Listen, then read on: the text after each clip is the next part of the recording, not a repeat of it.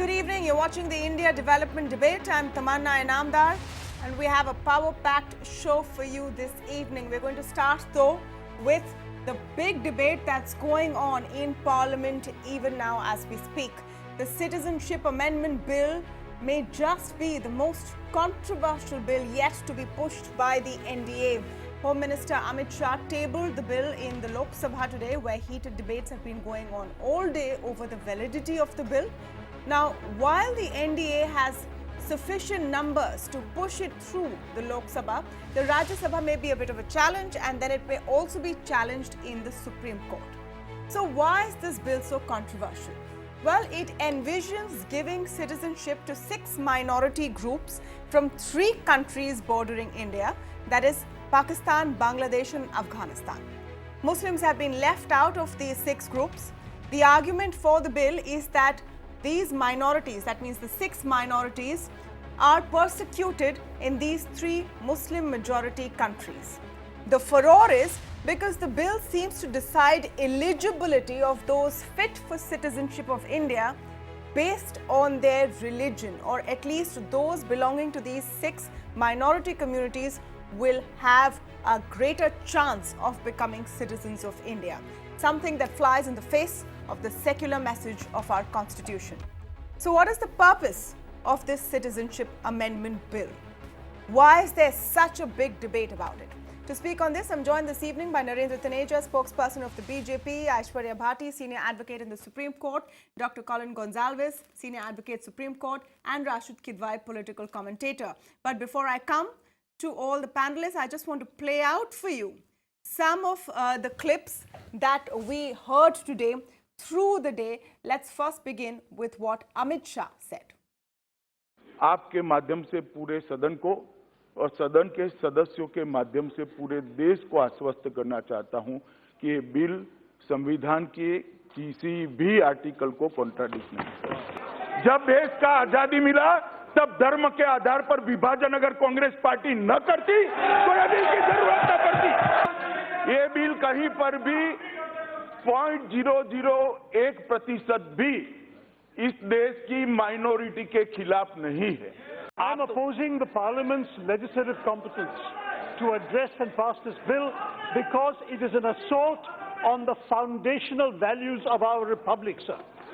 The nationalist movement did not divide on ideological grounds or on regional grounds or geographical grounds or linguistic grounds. आज आप लोग कौन हैं? आप ठीक करेगा, इसको मिलेगा कि इसको मिलेगा नहीं? कौन क्या खाएगा, कौन क्या करेगा, कौन किधर जाएगा, ये क्या बात है? ये एक ज़रूरत भी है इस प्रकार का बिल, क्योंकि बहुत से राज्यों में वहाँ के जो माइनॉरिटीज़ है, चाहे सिख है, हिंदू है, क्रिश्चियंस है, वो तकलीफ में है। तो हमारी ये डिमांड है कि ये लोगों को तो हिंदुस्तान में सिर्फ रहना है, आश्रय चाहिए उनको, असलम चाहिए, तो उनको आप 25 साल तक वोटिंग राइट्स मत दीजिए। कि आज हुकूमत को जिसने संविधान पर ओथ लिया, आज इस्लाम से, मुसलमानों से इतनी नफरत क्यों? आखिर क्या है? हम इंसान हैं, इस मुल्क के बाइज्जत शहरी हैं। आखिर इस नफरत का, इस डिस्क्रिमिनेशन की वजह क्या है आप में? ये कानून जो बनाया जा रहा है इसलिए बनाया जा रहा है कि दोबारा पार्टीशन हो। ये कानून तो हिटलर के उस कानून से ही बदतर है, उस कानून से ही बदतर है। कहां लाकर छोड़ दिए भारत को आप?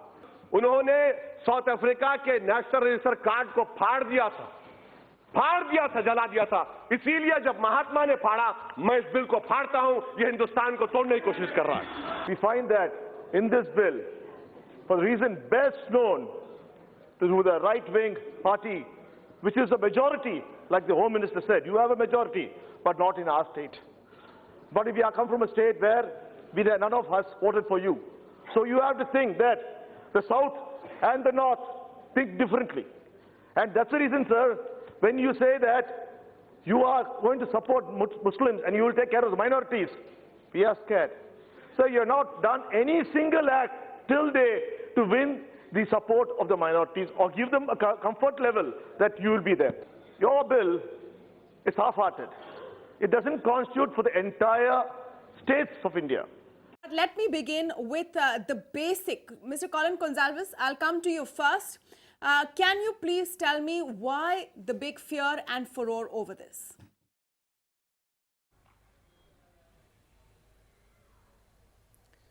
Well, if you look at it from the point of view of the people of Assam, who have had wave after wave of migrants coming into the state, and today we say we have 20 lakh migrants who've come after the cutoff date of 1971 according to the Assam Accord. They say that if regularizing migrants is a national policy, why are the people of Assam meant to bear the burden? Why should the whole nation not take the burden of allowing migrants to be regularized? Not all of them say, and this is a very interesting point, not all of them say, look, push these people out.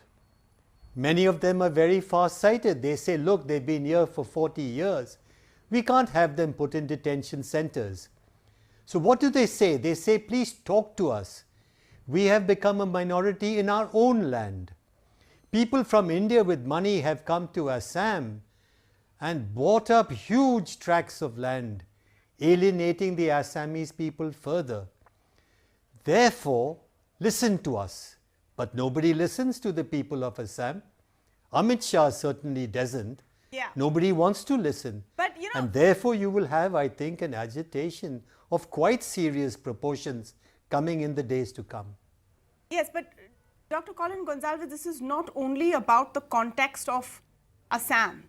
And we know that the Citizenship Amendment Bill is currently being protested against in northeastern states where there are very specific concerns about ethnicity. Right now, through the day, we have seen several parliamentarians speak out on it. And the biggest question they raise is why leave out one specific religious group from that group of 6. Mr. Taneja, let me come to you on that. That is the basic question. Is there good enough reason to leave out one specific group and restrict this amendment to only 3 specific countries?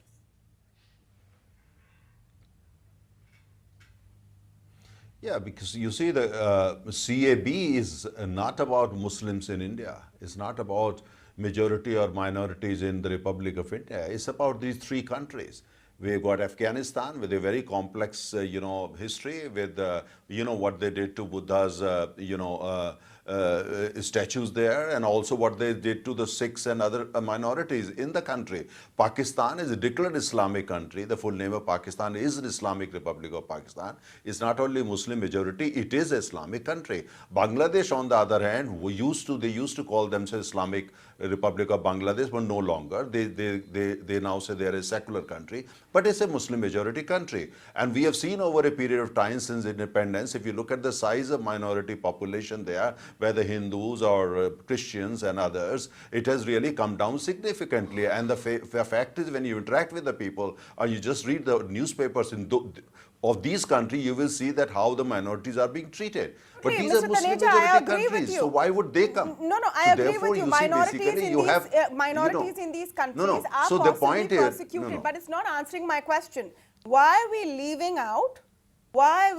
out Muslims who may be persecuted in other neighboring countries as well? Or why are we making this on religious lines? Anyone can be persecuted anywhere.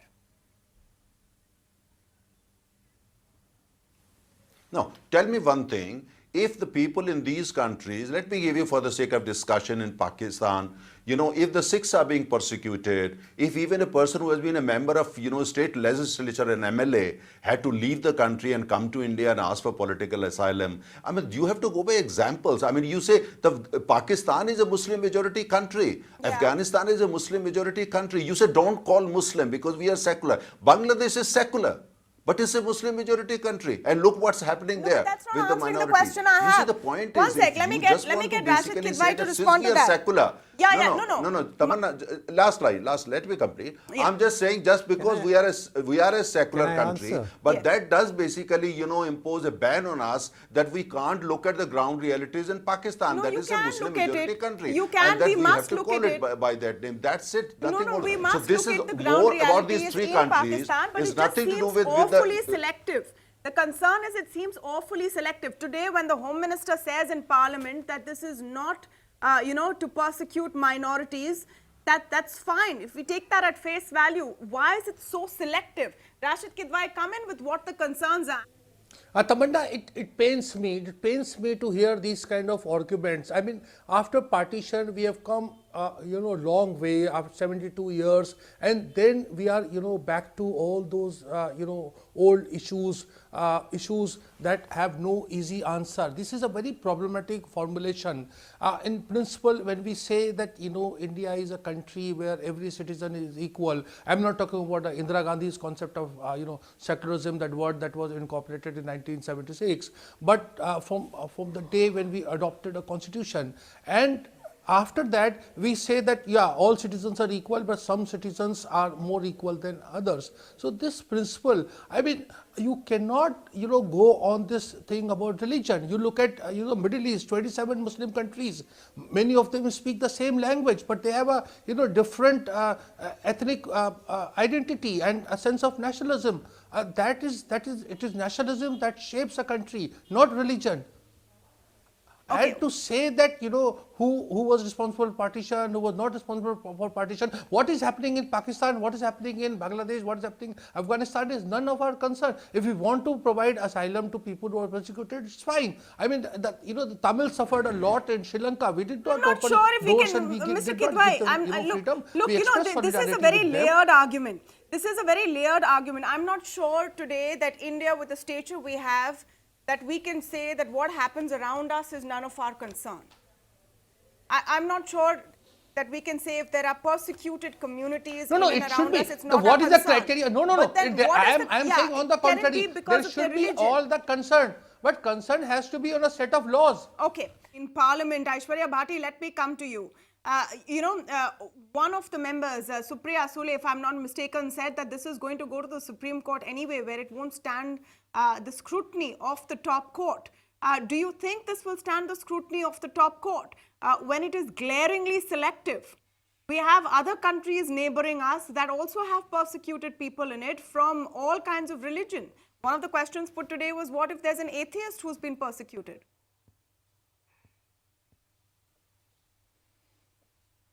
So, Tamanna, I will give you my perspective as a lawyer, as a student of law, of constitutional law.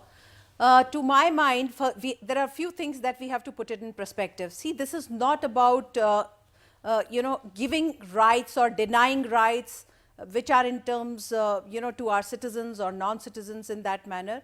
This is with regard to the attribute of citizenship. Now, citizenship is something that comes from sovereignty. The state has a right to decide to whom they want to give citizenship.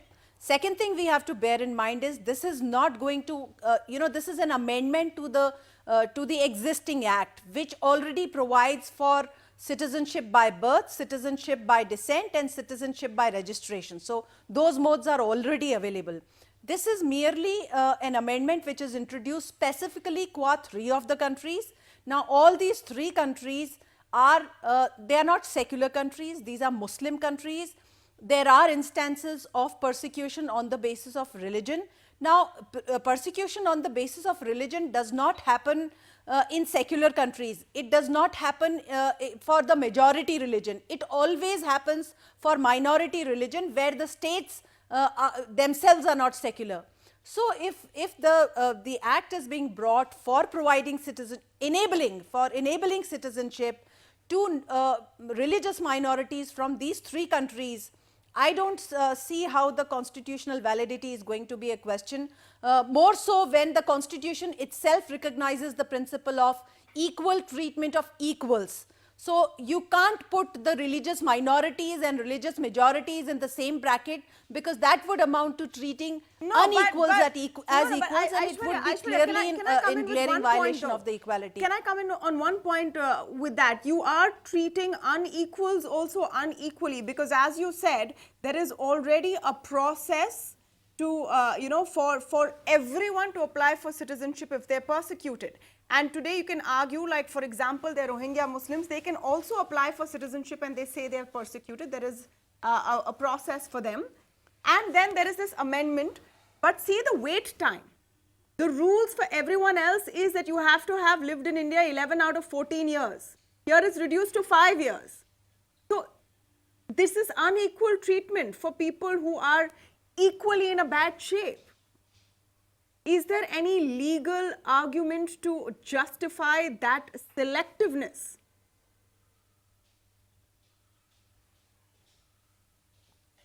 Well, like I explained, Tamanna, the issue here that we are dealing with is citizenship.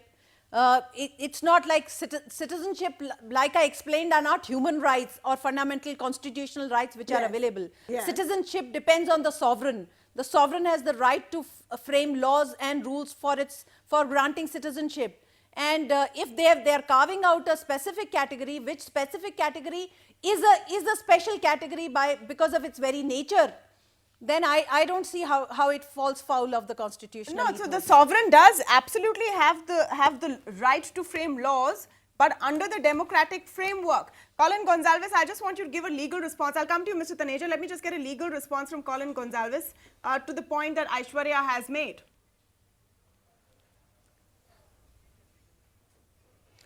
Well, the government is very desperately trying to make the point that when they take persons from these countries, Pakistan, Afghanistan, and so on, when they take persons from these countries, they are taking them because they are persecuted minorities.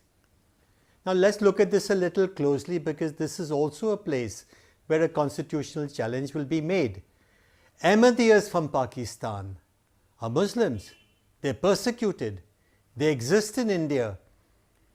But the government will not recognize them as a community that can be regularized because they are Muslim. So it's not persecution, it is religion. Look at the Hazaras from Afghanistan. They are living in India today as refugees. Okay. They are also persecuted, but they are Muslim. So because they are Muslim, therefore they will not be recognized as being regularized. Look at bloggers from Bangladesh. They are atheists. They don't believe in any religion. They are being killed because they are atheists. So if they come to India and say, I'm also persecuted, the government of India will tell them, yes, you're persecuted, but you're Muslim and we don't want you. So the discrimination is on the basis of religion. And apart from this, you have this 6 lakh Muslims who are now going to get caught in this NRC and all these foreigners tribunals. Okay. And all those who are not Muslim, from the 20 lakh, some 14 lakh are being exempted, and the 6 lakh will go to jail. No, but and to are they detention going to be centers. exempted? And So how it's will they clearly be an exempted? 1 minute. anti-Muslim Are they going to be effort. exempted, and how will they be exempted? Because right now they have come and said that we are Indian citizens. You have unfairly kept us out of NRC. Then they will say we're actually not Indian citizens, and under CAB, please make us citizens. How will that work either? It is, but Mr. Taneja, you must answer. That's what the CAB. Yeah. No. You must answer the query that Colin Gonsalves has, which many people have.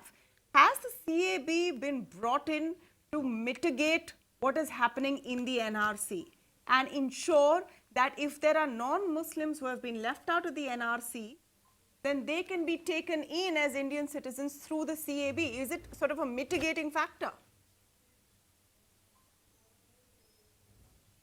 No, the simple answer is no. Bharatiya Janata Party had been committed to CAB for a long time. It's in our manifesto. It's not something which is hidden. It has been in our manifesto. The first time also we tried that. We didn't have the numbers that time. Now the point here is that let's focus on, let's say, all these 3 countries we are under discussion, Bangladesh, Pakistan, Afghanistan. I'm not going by newspaper report. I travel these countries extensively myself. I can go district by district in Bangladesh, district by district in Pakistan, almost district by district in Afghanistan. You just go there, read the local newspaper, the minorities, how they are treated, and why they're treated the way they are treated. Just go by official statistics of the government of Bangladesh, from 38% in 1948 to in single digit in 2019. That's Bangladesh. Pakistan, from there to where? Now the question is, these people, They were part of the United India or before partition. Now the question, where else will these people will go? These are Muslim majority countries. They are being persecuted by Muslims. Now in terms of whether the sects and the subsects of Islam, yes, there are sects and subsects, and there might be some genuine cases. No. Because these minorities which are listed, if you hate the word religion, but religion is a reality. No, religion is a reality, and I don't hate any word, but it's an important point you made. When you say where else will these people go? They don't want the word religion to be mentioned anywhere, but it's a reality. It's a reality in India, it's a reality in Pakistan, it's a reality in Afghanistan. You said something You very are important, and I persecuted want to because you pick up belong on to a that, Mr. certain Taneja. religion. If you will hear me out, please, sir. You said, where else will these people go? Now, the world over, you have those who have been persecuted for whatever reason. Okay, and religion is often one of them. You have persecuted persons, knocking at the doors of neighboring countries where they feel they will be safe. And that includes, a lot of people go to the United States, a lot of people go to Europe. They've also had this immigration refugee crisis. When you say where else will these people go, are you saying that because the majority population in India is Hindu? Since you have and picked are up, you you have to allow alleging me to to the answer fact it. saying that this is the natural destination of all minorities except Muslims all over? Is that what you're alluding to? What do you mean by when you say where else will these people go? No, Tamanna, Pakistan is a Muslims majority country. It's Islamic Republic of Pakistan, for God's sake. That's what it is. That's what's Afghanistan. That's why Bangladesh was created, or East Pakistan that time. Now the point is that if there are Hindus or Christians, the way Christians are being treated in Pakistan, just go by the reality. And they think like us, they look like us, they speak our language, food habits they're part of the Indian subcontinent. Now the question is that if we are being considerate and we think that something needs to be done for these people, because of course Muslims are not going to come here. And what about the Tamil It's their country. Okay, no. Rashid Kidwai. Now let me answer it. Tamanna, I mean, a person of the stature of Mr. A person the stature of Mr. Taneja is saying these things. I mean, he is talking about Pakistan and Bangladesh in same. What was the reason of creation of Bangladesh? Why was Bangladesh created? If religion was a binding force, how was Bangladesh created? Who were the people who were suffering when that struggle for Bangladesh was there? It was obviously it was Muslims there. Muslims of East Pakistan. But Bangladesh became Islamic Republic of Bangladesh. Look they at fought the bitterly. They fought war. Okay, one by one. They killed each other. They raped each other. Over a billion women were raped. Bangladesh have some sense of history. Mr. Taneja, please have some sense of history. Bangladesh, didn't they declare themselves Islamic Republic? And that time Hindus were forced out of the country. I am not challenging that. I am challenging your basic premise. You are saying religion is a binding force. I am saying which area of Bangladesh you are talking about? Let's go district by district Bangladesh. Let's go district by district Pakistan. Look, I mean, you can have all those romantic ideas, but that's not what functions. The people are dying there. People are being killed there just because they are not Muslims. It's a reality. Statement of fact. That's the reality. They are being killed because they are Christians in Pakistan. They are being killed because they are Sikhs in Pakistan. I'm going to ask both of you to settle down because my viewers can't hear. I'm going to go to Aishwarya Bhati in the meantime. Please, I request everyone to speak one by one. I know this is something which has everyone's passions going. You've seen it in Parliament. You've seen it maybe wherever you are, in conversations you're having with people around you. And it's important that we debate and we discuss in this country. And you said, Aishwarya Bhati, earlier that the sovereign has the right to decide who they make a citizen. But in the case of India, it is a democracy. It is a democracy. So everyone's voice must be heard, and it will be heard equally over here as well. The fear, Aishwarya Bhati, is that the Citizenship Amendment Bill is being looked at in the context of the NRC. And together, they are re-emphasizing the two-nation theory which led to the birth of Pakistan. That Pakistan is for Muslims and India is for Hindus. It's something which India rejected. Are we trying to underline it again today? So Tamanna, again a couple of points that we need to bear in mind. Colin sir, gave some examples of Ahmadiyas and other people who were of the same religion but different sects. So we must bear this in mind, like I mentioned earlier, that this amendment only lowers the standard for this particular religious minorities from these 3 countries to be given allowed to be given citizenship in a lower threshold. The other ways are all available to them, so others can be granted. They just have to meet the threshold which is there provided in the Act. Now, secondly, of course, yes, sovereign does not act arbitrarily. It is not allowed to act arbitrarily. It has to work within the confines of the rule of law and the democracy. I was trying to explain, the distinction that I was drawing was that if, the sovereign making laws for its own citizens vis-a-vis sovereign making, special category of laws for a particular 3 countries. Now, India, it's not for Hindus alone. The Tamanna underlying NRC. tenets and principles will be the same. The underlying tenets and principles will be the same. If we are a secular nation and we do not discriminate against people who are Indian citizens on the basis of their religion, why should we go around discriminating against those who want to be citizens on the basis of their religion? Just logically, if someone can explain that to me. The principles will be the same, isn't it? For that we have to bear, before that we have to understand that so the principles are the same. It's not that the principles are different. These 3 countries are not secular countries. These 3 countries are Islamic countries where there is religious persecution of minorities. This is not a special privilege.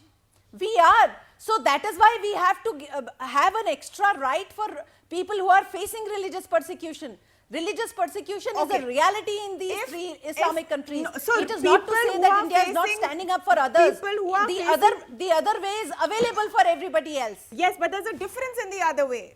There is a difference. One way means you take 11 years, one way means you take 5 years, and the only difference depends on what religion you were born into.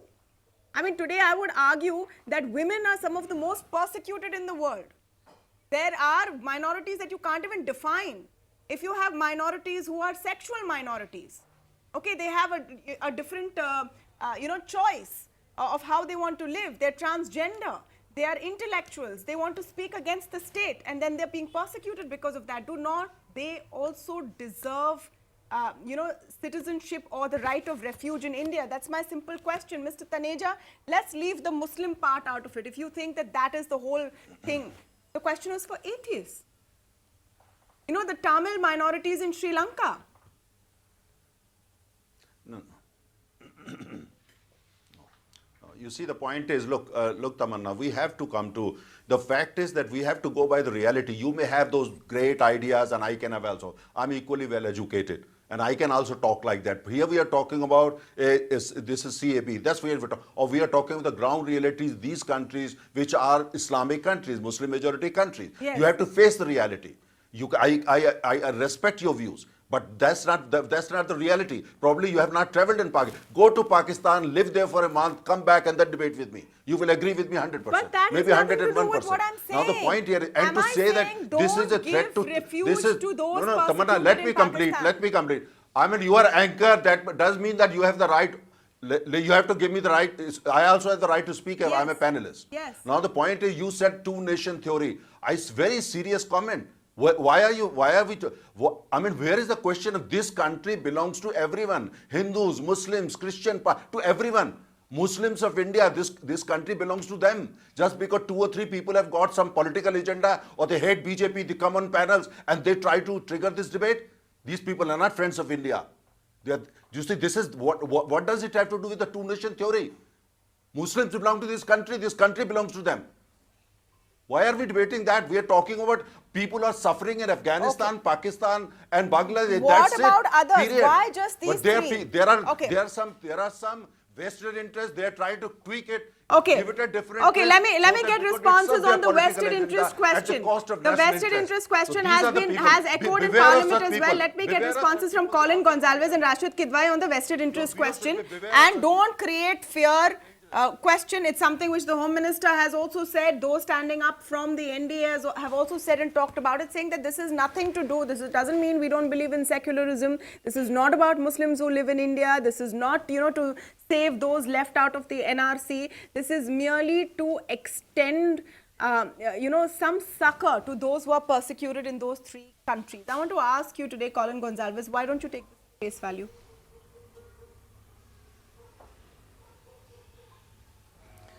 Look, I want to go back to a statement you made a little while ago. Where will these people go? Why did you do the NRC in the first place? Now you find out there are 6 lakh Muslims in India caught in this NRC business. Now, all right, you've caught them. Now, what are you going to do with them? BJP doesn't know. Are you going to put them in a gas chamber?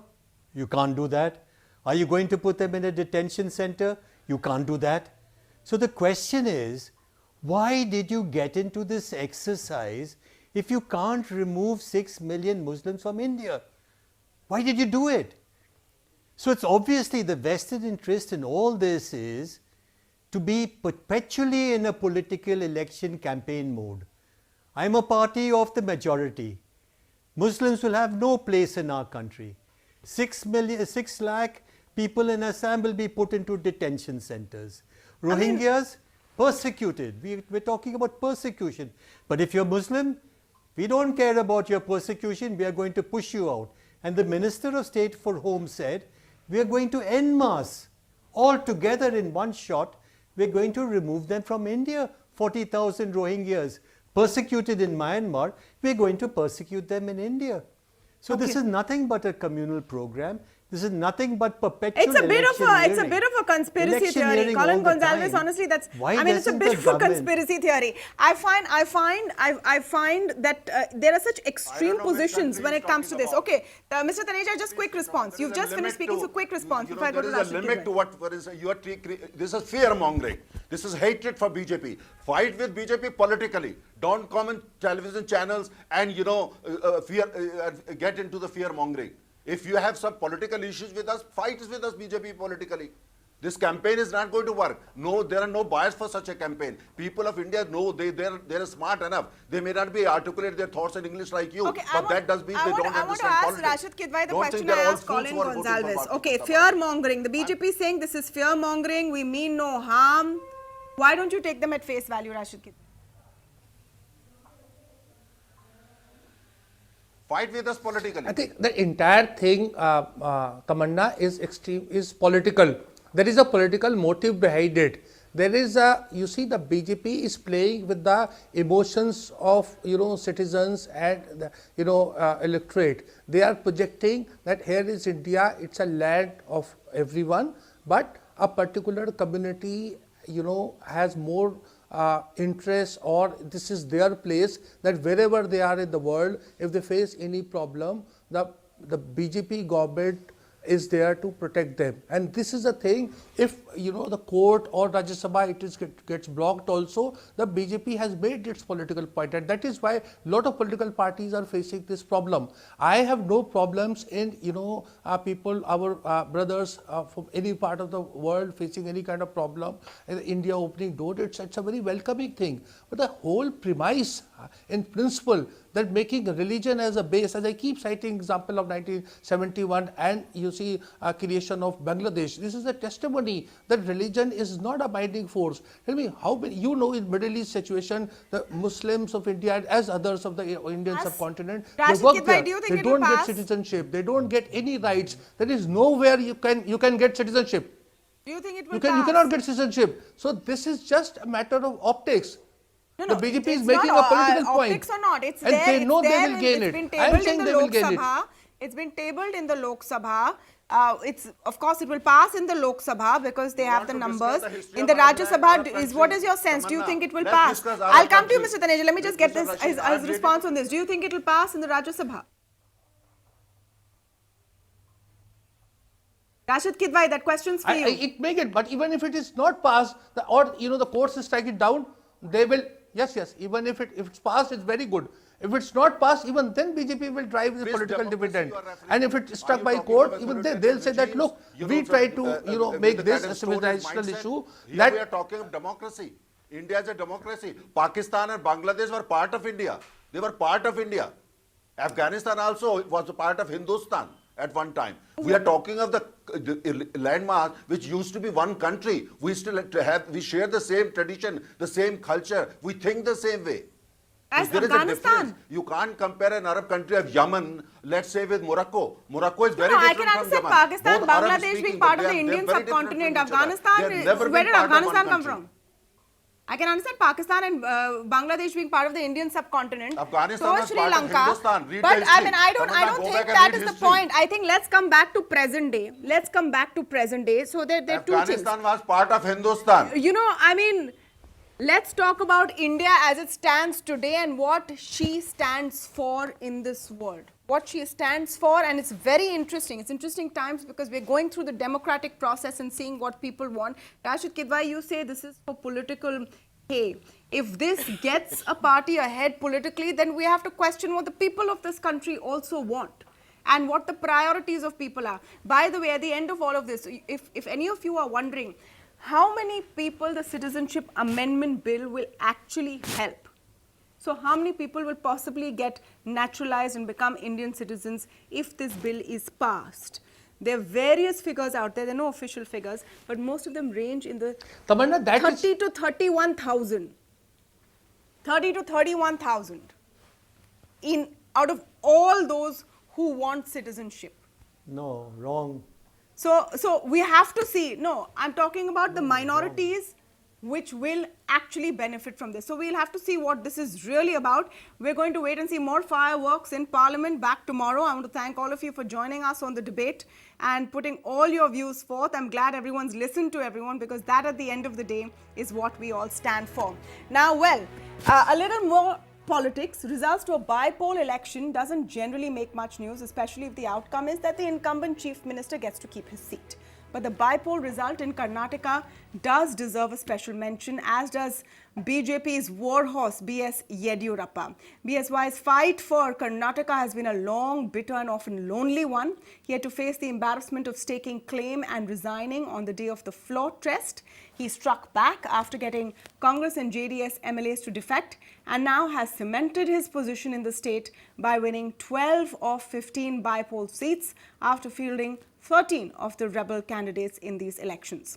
What's also telling is the vote share that the BJP has got in the bypolls at nearly 50%, while the JDS in terms of seats drew a blank. The Congress has managed to get about 2 seats and the entire top leadership of the Congress offered to resign in the state. Prime Minister Modi even referred to the Karnataka bypolls while on the campaign trail in Jharkhand, saying voters punish those who defy the people's mandate. He was possibly referring to the situation in Maharashtra. Now, what the whole episode also reiterates is how the Congress fails to keep the focus on electoral battles where its opponent seems to be on a weak wicket. The Congress has won 12 out of these 15 seats in previous elections. It also shows you how the BJP and BSY ensured they didn't drop the ball. So Yediyurappa has secured himself for now, but he knows well how tricky politics in his state can be.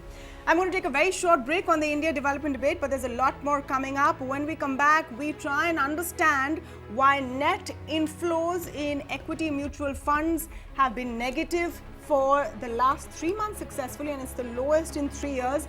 But SIPs are booming. So what's going on in the mutual fund space? I'm going to be joined by the MD of Sundaram Mutual Fund after this very short break. In case you missed it over the weekend, we're going to tell you Raghuram Rajan's prescription for the economy and a lot more as well. Don't go away. We'll be right back.